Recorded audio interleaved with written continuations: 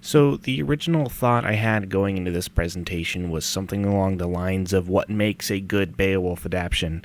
And while I have a better idea of what that might look like, I actually found myself getting answers as to why some adaptations, specifically movies, are the way that they are. And what I mean by the way that they are is why they always seem so weird compared to the original, why they seem to deviate so much from what readers like us might want or expect from a Beowulf adaptation. What I've discovered is actually how most modern adaptations try to balance between highbrow and lowbrow culture, and what that actually looks like. The article that opened me up to this new perspective was the essay titled Graham Baker's Beowulf, Intersections Between High and Low Culture. This essay was written by Kathleen Forney, and it discusses the 1999 Beowulf movie by Graham Baker. In this essay, she makes the distinction between high literacy and low entertainment, and how the movie tries to incorporate both aspects. One important thing moving forward is distinguishing what high literary culture and low entertainment culture means, or highbrow and lowbrow culture. Highbrow culture is easier to identify as it's things like reading the original poem or other classics that are seen as refined. Lowbrow culture is a bit harder to define as it's a broad scope that spans many different audiences, but Forney explains it as, quote, whose knowledge of the legend, Beowulf, is derived from its various popular versions. In this instance, the 1999 Beowulf film tries to deliver a highbrow story based off its original poem, but uses lowbrow entertainment to reimagine it as a sci-fi dystopian story filled with popular aesthetics, modern interpretations of the world, and a full lean into the supernatural tropes common in stories written today. The two biggest changes that can be seen in its lowbrow editions can be boiled down to its genre and its gender roles. As for the genre, the original lives peacefully with its epic style of story that focuses on the heroic Geat and his morals, loyalty, and bravery. This was changed in favor of its contemporary lowbrow 90s action movie execution. While the movie contains its very loose narrative structure, it serves a completely different purpose and audience than what the original poem does. We, the readers of the original text, are here more to observe and study classic literature, whereas the movie's main goal is to excite viewers and give them entertainment. That's the key word here. It's entertainment.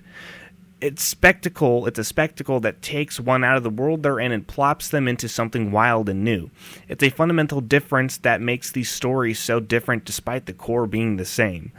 Even in other adaptations like the somewhat faithful 2007 Beowulf movie, aspects about the characters are changed, like Beowulf's hypermasculinity and monstrous power, to better entertain and inspire modern audiences.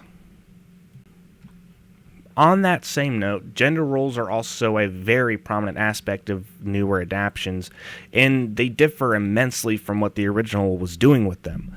According to Forney, the original Beowulf can be described as this, quote, selfless, sexless being who rescues an impotent and terrorized community, end quote.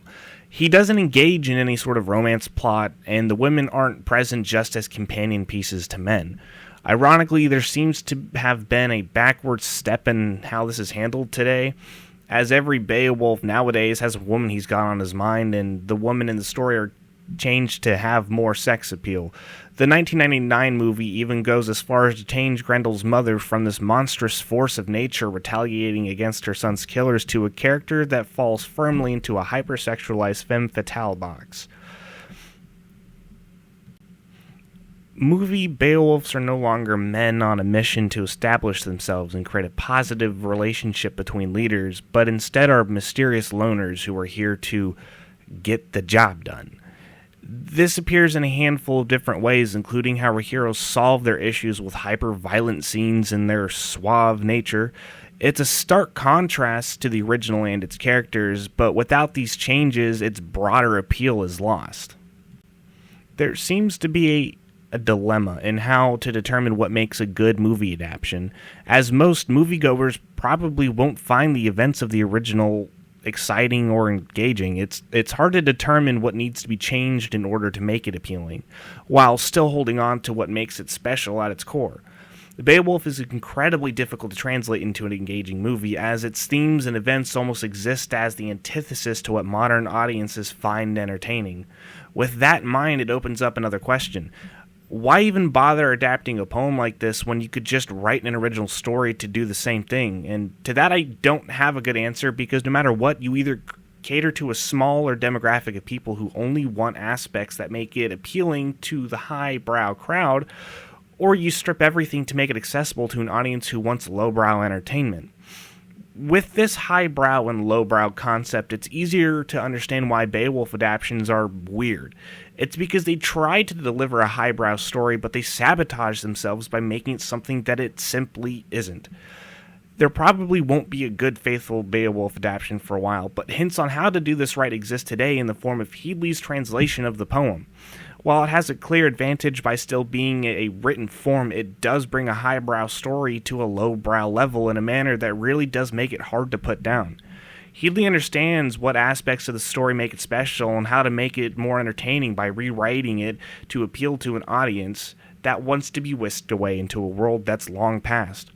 Hope for a good Beowulf movie isn't dead, as paying attention to the balance between its highbrow history and its lowbrow entertainment can be done right if the time is taken. Thank you.